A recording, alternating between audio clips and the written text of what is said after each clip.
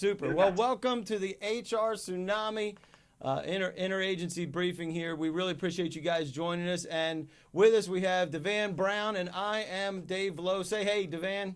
Hey, good afternoon, everyone. It's good to have you with us. I appreciate it. Yeah, we love doing these. This is great. We're trying out some new technology. So if you don't like it, just remember what you paid.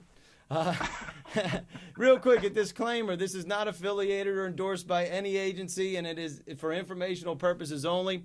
All participation by everybody in this is voluntary, and we want to create a dynamic for being able to share information and provide you with good information as well.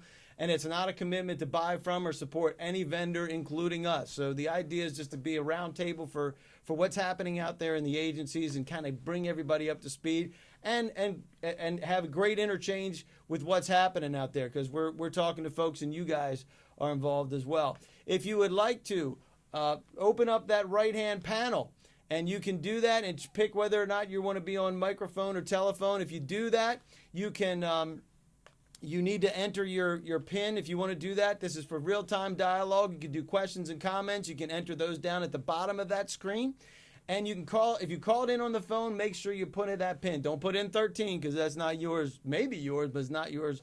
It's one of my old ones. So if you called in the phone, we can do that, and we can unmute you, and then we can have a dialogue. So it's pound, the number that's listed there, and then pound, and boom, we can be able to unmute you, and we can talk back and forth. So with that, we'll get to what we're going to cover today. First, look at a little high-level overview about SideQuest. Not going to spend too much time, but we are going to talk about why you're here and get some feedback from you and what you want. We'll talk about some of the agency initiatives that are coming down on your head and then creating this hiring gap, and this situation with between retirement and being able to replace those folks. We'll follow it up with a question and answer session so we can include whatever you would like to include, and we'll get to a place where you can kind of avoid some of the gotchas, keep yourself out of hot water, and show you some procurement options if you so choose so. So a little bit about SideQuest. Devan, give us a high-level overview of SideQuest and what you've been doing for the past 11 years. Yeah, well, a little more than 11 years, Dave. I got started in HR outsourcing. Actually, it's the only thing I've ever done since college. I'm not going to exactly say what year, but a little more than 25 years, all I've ever done is HR outsourcing, and particularly in the areas of retirement plans and employee benefits. So that's our expertise. In addition to that, of course, we do a lot of HR outsourcing and compliance, employee training and development, staff augmentation, and we enjoy helping people realizing where some of their weaknesses may be within an organization or a department, and we like to get in and help them with that. Super. 57 folks down there in Atlanta, Sarasota, and D.C. I'm based up here in D.C., so that's why we're doing this kind of remotely, because Devan's down in Atlanta, and we are SBA 8A certified, DBE, so you can certainly access us that way, as well as GSA Mobis. So those are kinds of things that are there. So why are we here today? Aisha, go ahead and pop. Is that one of the polls that we have? Is why they're here today? Or actually, no. Just open that panel on the right-hand side and tell us why you're here. But a lot of folks are here for retirement eligibility options, part-time retired annuitant, and retiring and returning back in through contracting is another way, or retiring and disappearing and going fishing, or whatever it is that you want to do, traveling all over the world. And this is creating issues within the agencies between the internal expertise that's lost, right? Because you guys, some folks that are here that are going to retire, you're going to leave a gap, right, when you leave, because you have 30 years plus experience in your role, and that's creating some issues. And it's disrupting the agency's effectiveness, and the ramp-up time is part of that problem, as well as training challenges due to budgetary constraints, because we all know that there's just a plethora of money there for training nowadays, right? So it's all about filling the gap, and whether it's and I got some folks are here because you have some retirement questions. Great, we'll try to address all those as well. So this would be the best ever when we were coming in. Let us know why you're here. Open that side panel and type in a question or two for us. You can do that, and you can let us know why you're here. But Susan says, how to get workforce management and HR process for new recruitments quickly. If I could read right, as it is, it takes a minimum of 1 year, and that's part of the gap problem, right, Susan? So that's part of the issue, right, Devan? Absolutely, yes. Yeah. So as we look at this, and Harold says, decide on when to retire. Certainly, a lot of folks here for that, and we'll try to help you address. Maybe there's some other ways to be able to handle that retirement without just leaving the agency altogether, right? So, Todd, if I can get insight on upcoming issues, yep, we'll try to do that as well. Brenda, with the Air Force, if I can understand the process of hiring, we'll talk a little bit about that. We won't go into too much detail, and if we don't hit what you like, let us know, and we'll make sure that we follow up with some details. Glenn, if it can address how Veterans First policy has become a veterans prior federal service, leaving many positions unfulfilled policy. Yeah, that's a great one, Glenn. So if we can talk about that as well. And again, we can see the gap materializing right in front of our face. So Vern, it provided current regulations and best practices. We will be talking about some of the current regulations, and we do have some ideas on best practices on how you can fill those and bridge that gap in that process. Jonathan, the gap issues are adequately addressed. We'll do the best we can. Susan, the federal employees' feedback is considered, and hopefully that'll be through that dialogue through the panel. And Taman if you had some on Mountain Time, not through your lunch. My apologies, Taman, but somebody's lunch or somebody's breakfast or somebody's something. If we do it too early, then we don't get folks on the West Coast. So my apologies. We'll do our best to make it at 3 o'clock next time and make somebody else take their lunch break. How about that? So that'd be the best ever. What else have we got there, Aisha? Do we have any other questions that we want to fill? I see one that says, will we have this presentation available? Yes, we will have the presentation available. We'll do a recap email. We'll talk a little bit about that later as well. Anything else that's there that we need to hit, Aish? I don't see anything at the moment. All right.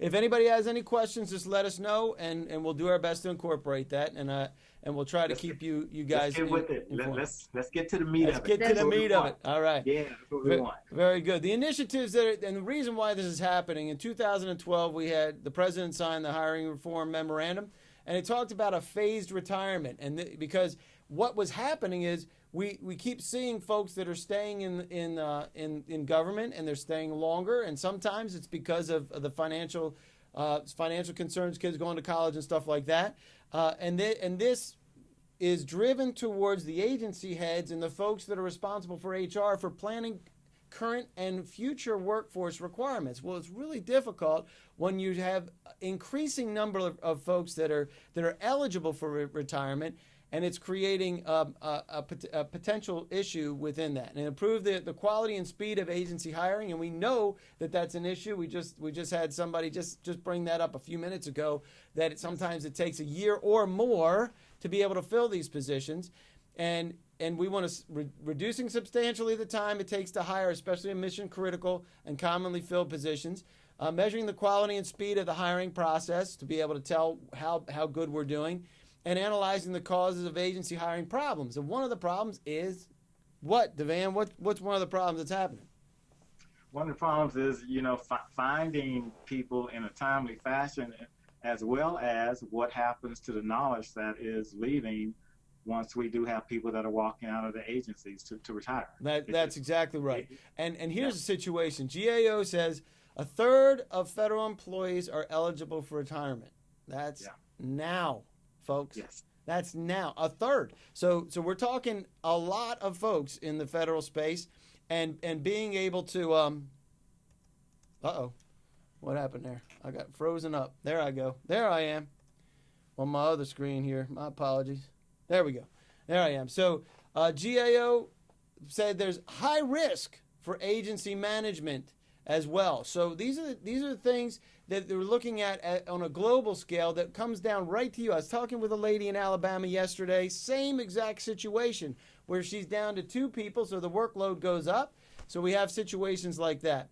And the retirement claims are expected to rise in 2016 and 17 because folks are getting older. They want to vacate the premises. They want to spend some more time with the family, or they want to spend more time away from the family. They just want to get out and do what they do in the retirement ages. So that's the kind of thing that's happening. We're going to talk about this more in a minute. Excuse me for interrupting. No, go right ahead. I just want to say we're going to talk about this more in a minute. But the reason we're seeing such a huge gap, of course, is because of the generation that's currently retiring. We have a lot of baby boomers. The largest generation there is.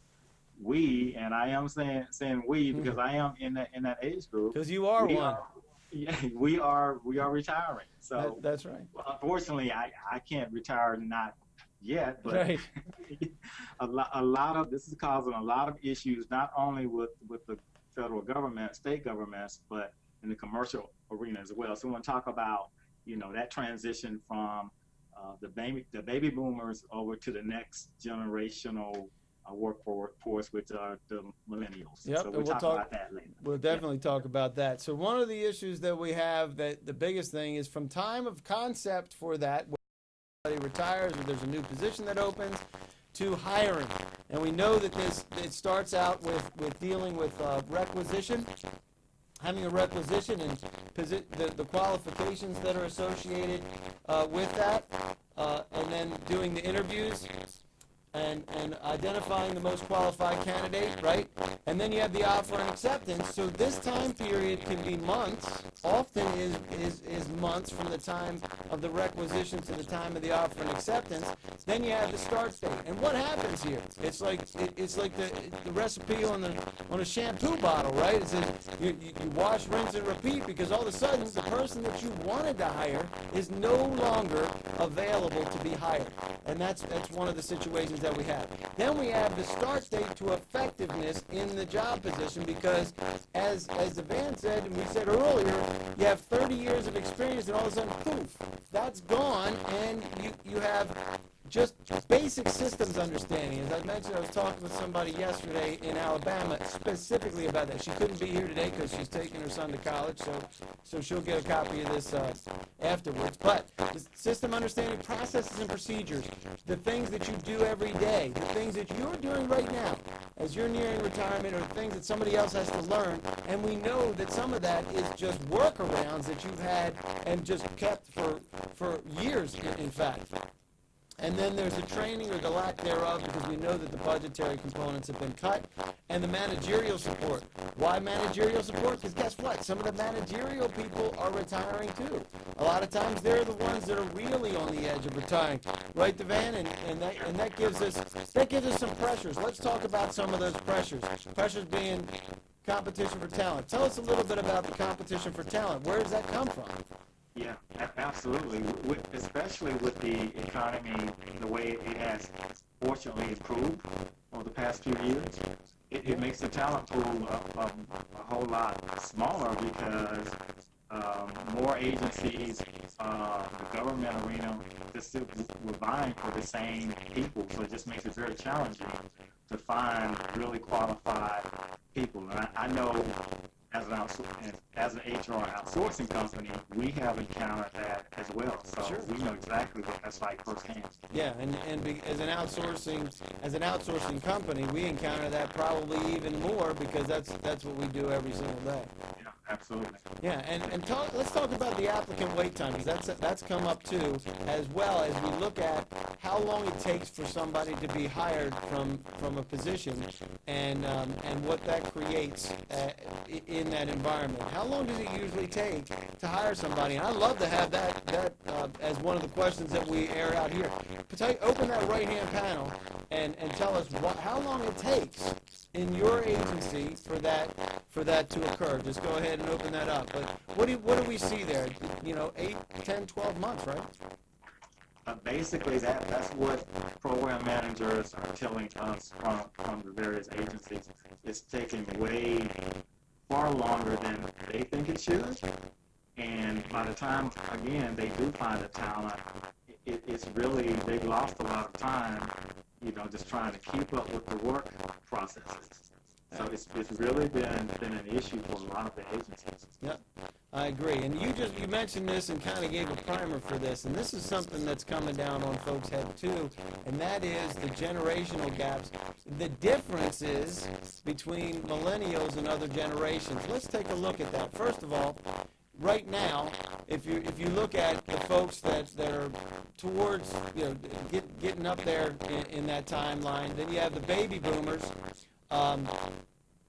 And that are 38% of the workforce. Now, I was born in 1964, right? So I'm right. Oh, you're a baby boomer as well, huh? I'm a baby boomer as well, just barely apparently, and That's okay. You're still a baby boomer. so I'm a little baby boomer. So there you go. So Generation X is 1965 to 1980, and we see these increasing, right? Because these it makes sense because these are the people that are available from the workforce. And then we have the Generation Y and the millennials. 26% of the workforce, and we're going to be talking more about this in the future, but just give a little taste here, Devan, for why this is being such an issue for agencies as we look at this, because these folks don't necessarily come in with the same mindsets, right? Yeah, absolutely.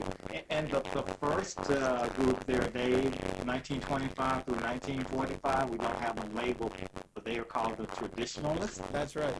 So that is what that group is. And you may think that there are not a whole lot of them out there, and of course they're not. 4% only 4% of the workforce is. But I actually have a gentleman who is 95 years old who works for me. Yeah. And he's a fantastic employee.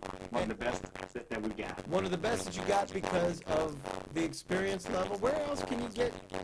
I mean, for crying out loud, you're talking about 75 years of work experience, right?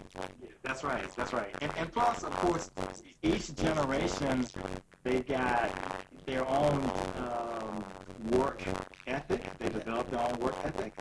So the work ethic of a traditionalist will be totally different than, say, a millennial, which I have lots of millennials that work in my company, and we have to manage them totally different than the gentleman that is 95 years old.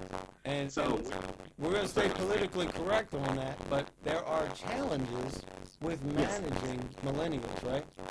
Well, the challenges with managing any of these generational groups, for sure, because we all tend to want different things. We're all driven by different motives, and that tends to line up with the generation. So it's important to identify who those generations are and know how they are best motivated.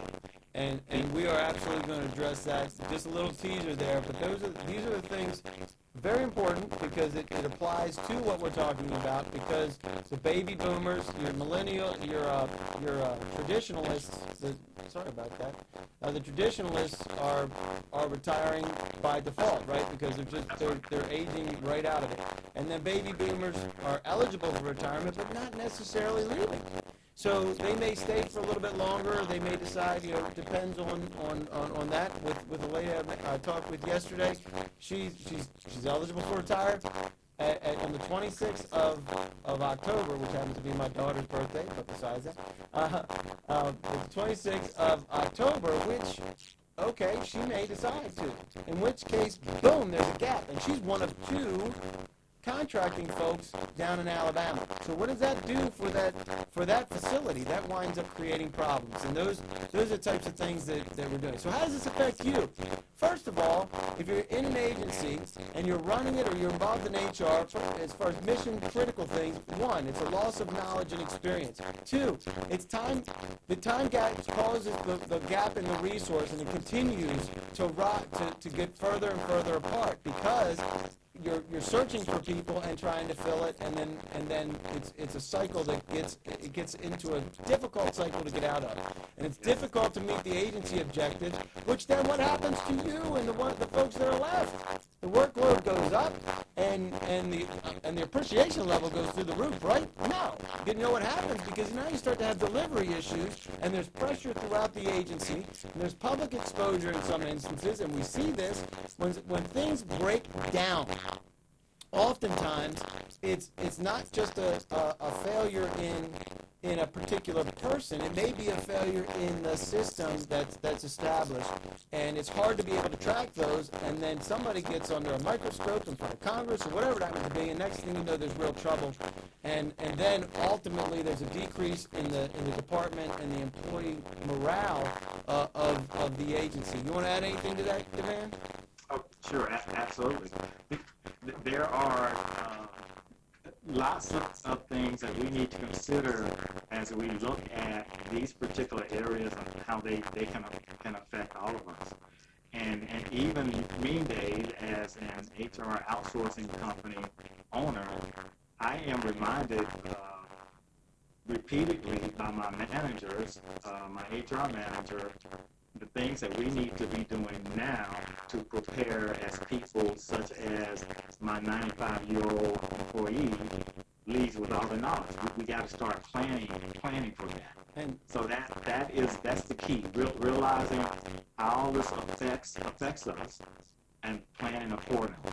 And this is in line with the initiatives that were put out by the president in 2012. So everything we're talking about, it's kind of that why are we talking about it, right? This is exactly why we're talking about it, because if we're not thinking about these things, we'll wind up getting ourselves into a problem, having increased stress on HR professionals, and getting to a place where we're in a downward cycle, and we're very close to that by no other reason except we have a bunch of folks that are eligible to retire. So as far as taking proactive measures, one, plan.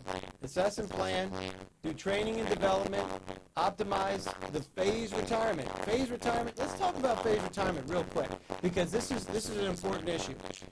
Phased retirement is where you can work part-time for the agency and still collect your retirement, as long as you put 20% into mentorship or some other component of training, mentoring and training the folks that are coming behind you.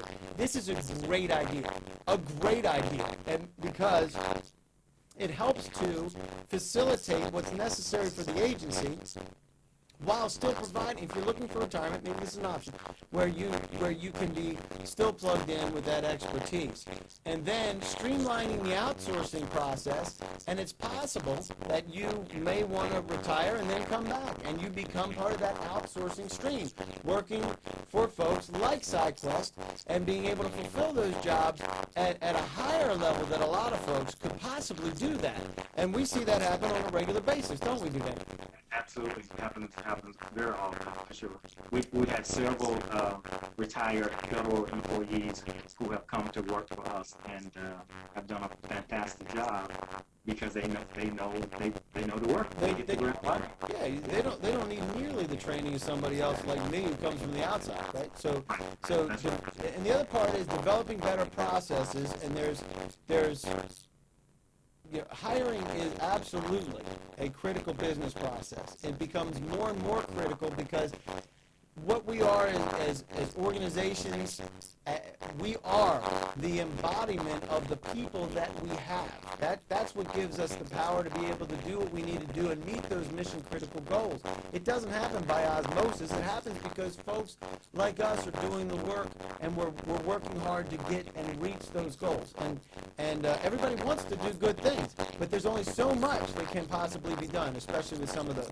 Evaluate and identify the barriers. Some of the barriers that you have is the time, from the time where concept to the time of hire. That's a critical barrier that's creating an additional pressure on what's happening out there. And then you have the hire slow, fire fast mentality. I know a lot of that's more in the commercial sector, but there's other things that are in play here because of some potential differences in managerial ways and deliverability of the employees that are coming on board with the type of employees that they are, and knowing the type of person that you're hiring to make sure that they're effective in that position.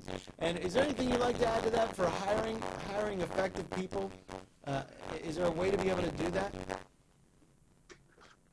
Yeah, the one thing I would want to say before I get to that part, Dave, is is that more and more agencies are becoming very customer focused oriented.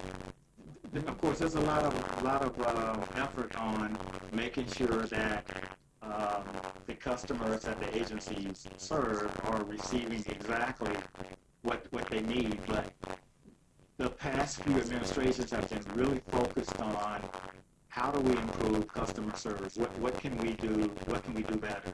What best practices can we bring in from the commercial sector that can benefit us?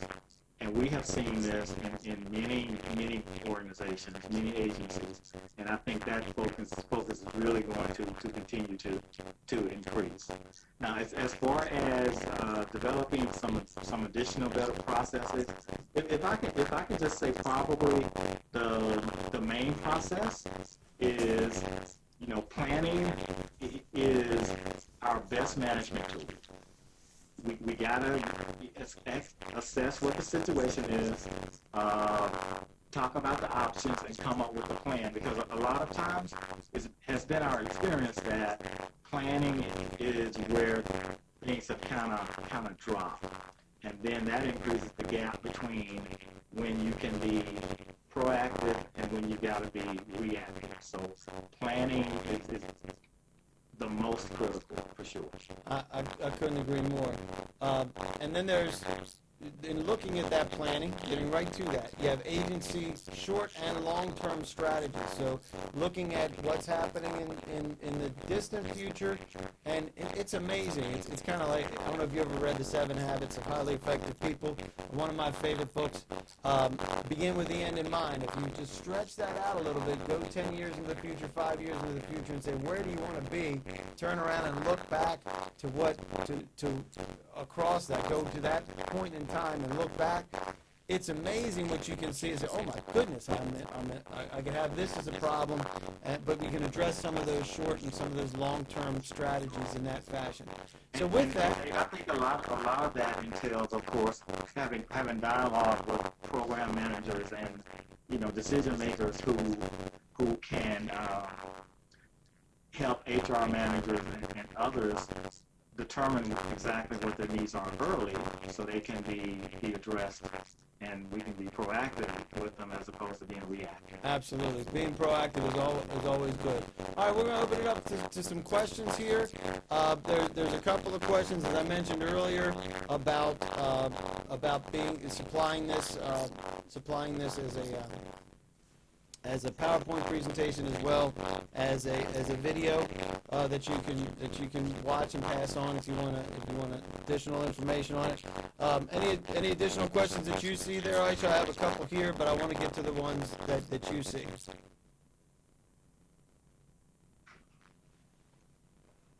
There was one, I think that should be in the questions panel. All right. Can you read it off for me? Because I don't want to open it up. Or maybe I can. Hold on a second. Let me see. Okay, just a minute. Let me do it and see if I can. So, let's see if I can get this over here. I'm eligible for retirement. My youngest daughter is double major in college. If I retire, I know I have to select Medicare as well as keep my current health insurance, Blue Cross Blue Shield. And she's 22. Will she be covered by my medical too? That's a great HR question. Is that something you want to field here, or you want to take offline? I would take that one offline because you know what, Dave? That one has a lot of different variables. So we need to take that one offline and get back with it. Yeah, we will absolutely get back with you on that. So that's good. Thank you very much for that. One of the other questions is, how do you scope being able to replace folks, and we do that all the time. We are involved in that. Just for things to look for in this instance, it's technical people. So if they're looking for technical people, what's the best way to look for a partner in a provider that like an outsourcer like SideQuest? How would we go about helping them with a sample scope? Well, number one, you want to work with someone who is actually partnering with you, who really, comes into the organization and really gets to know the agency. particularly the department, talk about the specifics of the need, and someone that has experience in providing people of the same caliber that you're looking for. And we've done that. We provide quality people from admin, clerks, all the way up to IT professionals. So we have expertise that work in all of those areas. And one of the things I think, and you can explain this more, Devan, is that if you have a gap that you're trying to fill, Yep. and you can fill it with temporary folks, or you can fill it even with temp to perm folks and things like that. There's ways to be able to craft this so that the flexibility for being able to hire slow and faster than what would normally be hired, and the ability to control. I think that's one of the biggest things when it comes to contracted versus employee, is the ability to effectively manage through being able to change pretty quick, wouldn't you say? Yeah, absolutely. That's very important, because a lot of times employees, they have trouble grasping the issue between being a contract employee as opposed to being a federal employee. Sometimes, unfortunately, there's a lot of confusion in that. We work really hard to clear that confusion. You know, we work for the customer, for the client. So do our employees, but they report to us. We supervise them. We take on that responsibility, but they are there to fulfill the roles and needs of the agency. We make that very clear from the beginning. And once again, that just comes from this being one of our areas of expertise, and we have experts in this area who sit down and work with the departments in determining exactly what's needed, as opposed to just sending in a body. We're not a body shop, and a lot of HR companies tend to be body shops, and we're not. And that's a big difference, is being able to bring an extra value add, whatever it is. And part of that is, if you have a specific type of person that you're looking to have, and if you need a sample scope of work for being able to define what that is, need some help with that, feel free to reach out. We'll be absolutely positively glad to do that. And Anthony, we'll take yours offline, and we'll get back to you, because we want to make sure we understand what it is that you're looking for. As far as upcoming requirements, we're going to do a quick poll. Go ahead and launch that, Aisha. Let me see what that poll is real quick. Yeah, I expect a requirement. Can you launch that for me? There you go. So just, if you can, just let us know about that, because we're going to supply some additional information for folks that, for when you're having, it's Q1. With right now, we had some folks that already said that they have stuff immediately that they need help with, as well as in Q1, Q2, Q3, Q4. Let us know what you got, and we'll be glad to do that. Are you able to see that poll? Yes, I can, Dave. Okay, because there's a question here about that, and it's not registering the way that it would normally register. So, oh, there we go. Okay, good deal. Now we got it. Yeah, go ahead and answer that for us, if you would, and we'll make sure that we get information to you that you would need specific to that timing. We'll leave it open for another couple of seconds. Just 1 second. I don't know if that individual was indicating that the buttons are not operating correctly, because they're not here on my end. Yeah, there may be an issue there. So we got some response. Go ahead and close that poll, Aisha. That would be good. If you have any other additional things that you would like us to do, we can certainly do that. And we'll get right to avoiding the gotchas. 1 second. Let me make sure I get my man. There he is. He's back in the spot there. Good deal. Avoiding the gotchas. First of all, Devan said it. You've said it 15 times already. Is plan, plan, plan. Make sure that you are planning effectively and getting that. Evaluate early. communicate and have regular discussions with your staff to figure out what's happening, including short-term, mid-term, long-term type solutions. And supplement is very important.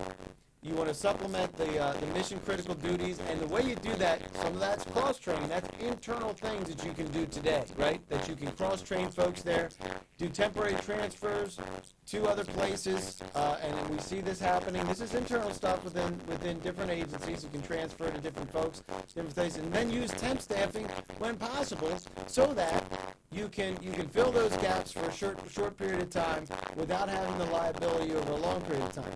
So that's the idea. Establish and use blanket purchase agreements. If you're not doing that now, we have ways to help you with that as well. But the idea is when you need something quickly, that's a way to get you faster access to talent, faster access to industry knowledge, and the federal experience and expertise, because we have the potential to be able to pull those things in as quickly as possible.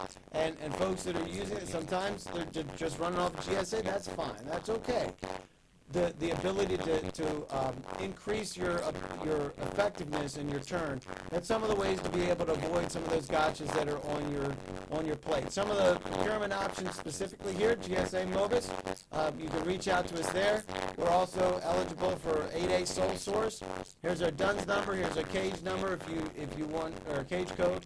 So if you'd like some more information, you want to see the things that we're doing in the federal space, you can certainly look there. But feel free to reach out to us for anything. We love the idea of being able to help you up front before things happen, whether we would be involved or not. If you have HR questions or issues or just questions, anything that you need, we'll be able to help. We'd love to have you do that. So as far as what you need right now and how we can help you, go ahead and open that poll up for us, Aisha, and then we'll wrap up in just a minute. You have any final things as we launch that final poll for folks? You can contact us immediately. You need additional information. That's great. If you can direct me to additional information for a specific subject, maybe for retirement, help me establish a BPA for staffing, or help me with the 8A sole source staffing requirement. Those are the types of things that we can jump on right now. We know what you're up against. If you're on the procurement side, if you're on the program side, we know what you're up against as well. So let's figure out a way to be able to work that. If you have any additional questions or additional insight that you'd like to share, we'd absolutely like to have you included, and we'll continue to collect those questions for this as we go. Okay, Ice, why don't you go ahead and close that down for me? 'Cause I'm not sure that the polls are actually working as well as they should. And we'll get us back on track with getting us out of here. So with that, we will be providing some briefing follow-up information, which includes links to the initiatives and the information we're talking about before with the presidential memoranda, presentations to the PowerPoint, and a video link for this that's been recorded. We'll include Q&A. So if you have questions, even may not be something that you want to air out here, that's okay. Make sure we get it. We'll make sure we get those questions answered either individually or in a group setting. We'll provide you with the purchasing options and other places that you can go and find qualified folks that can help you with that. We'll also be responding to a specific need. If you have a particular requirement that you said that you need help with, and there's a few of them that have responded, we'll be glad to reach out for you on that as well. Providing sample scopes of work, that's one of the things that somebody else asked earlier, so we'll be glad to do that for you as well in getting into that. So we really, really, really appreciate you guys being here. Thank you for joining us, and I just closed down the presentation inadvertently. So we'll just go back to the front page. But we really appreciate you folks being here. Feel free to reach out to us at any time. And what was anything that you'd like to say as we bounce off of here? The only thing I want to say is no question is too small. If you anything that you need further clarification on, a topic that we did not talk about today, and of course we could not talk about all HR-related subjects here in 45 minutes, but any questions that you have for us, please feel free to reach out to us, and you have that information on the slide. Yeah, please do. Last page right there. Yep, we'll get that info. Let me see if I can get to the last page, if there's a way for me to do that without having to go through the whole thing. Let's see, let me do this. I bet I can. I bet I can do it this way. Go boom. There we go. There's our information. And again, thank you for being here. We really do appreciate what you do.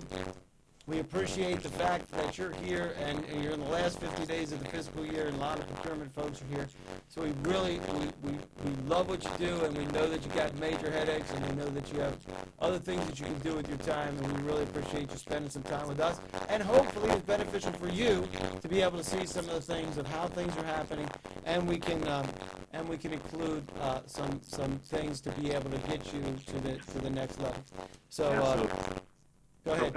Thank you again. We really appreciate it. Thanks for your time. Awesome. Thanks a lot. Enjoy the rest of your summer, and stay sane as you deal with the last bit of fiscal year 2015. Take care, and we'll look forward to talking with you sometime in October. All right. Thank you. Yeah. See you.